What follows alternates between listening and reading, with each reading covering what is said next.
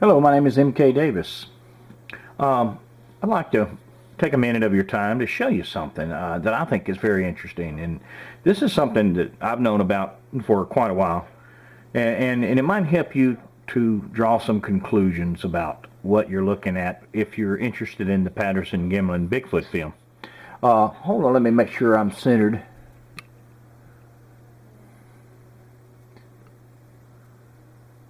Okay, let's just take a look at this right here. Let me get it started.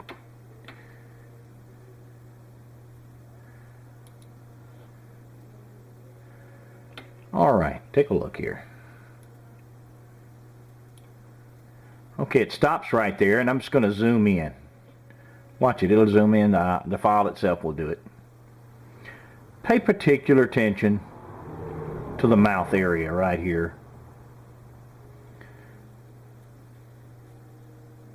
You see, with enhancement, you see this is always, it was always there. But with enhancement, you can see it much better.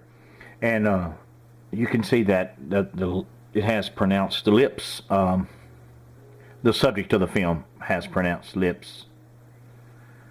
Let's watch it again.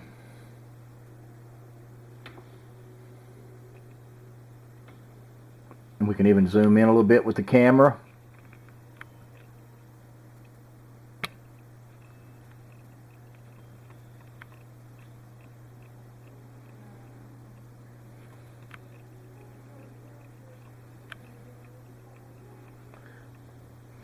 Now, you might want to ask yourself, why is this important?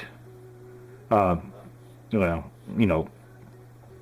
a lot of reasons why it's important. Because the film has been such a vague piece of evidence, and subject to interpretation in many ways.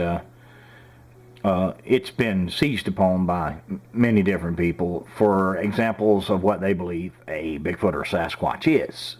And when you get something solid like this right here from the film, that it does have lips that are pronounced, then that kind of gives you an idea of what it maybe is or maybe is not. I would call that feature a distinctly non-simian trait.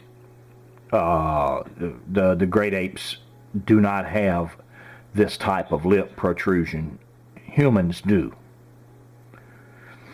Bob Hieronymus does not have lips like this. Bob Hieronymus's alleged mask that he wore and football helmet that he wore, that he said he wore when he said he was in this film portraying this subject, did not contain this feature. That's why it's important. It may not be important to many people who go about their daily lives and don't think about this sort of thing, but to those of us who care, about our fellow man, whatever form that fellow man may come in, we care. We care. So this is a film that has, in its day, been subjected to much criticism, and has been sort of disavowed in many cases, without a good look at all. So, I say, shame on science. Science had the capability of breaking this film down and did not do it. One of the NASA space shuttles that had problems when foam came off of it and hit the wing, the Columbia. The nearest camera was 23 miles away. Took a team of video experts 8 months to clear it up. But when they got through, they could read the small lettering on the side of the space shuttle. And they got an exact size of the foam, how it came off, where it struck the wing. And they went and reproduced it by putting a similar piece of foam on a spare wing and shooting it in a gun at the exact same speed, and knocked a 10-inch hole in the wing. And then they knew what happened. Why did they go through that much trouble? Because they needed to know. They wanted to know. And they put the effort into it. And they got their results. This video right here, or this film, this media, contains things of a similar nature that, in my opinion, are important. And for it to go down in history as a possible hoax is a travesty. An absolute travesty.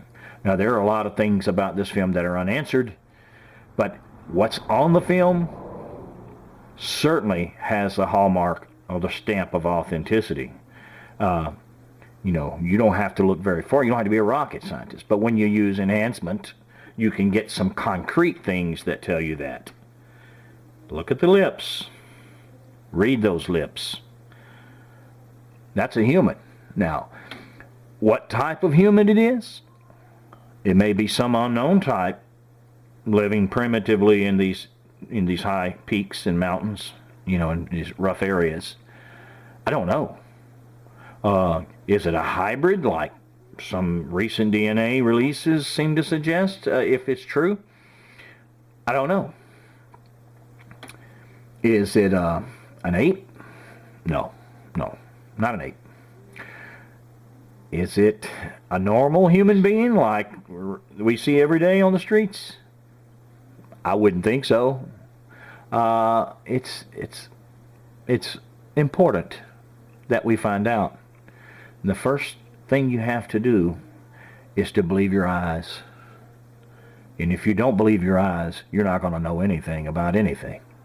Because it's what God gives us to move about and do our daily deeds with. Take a look.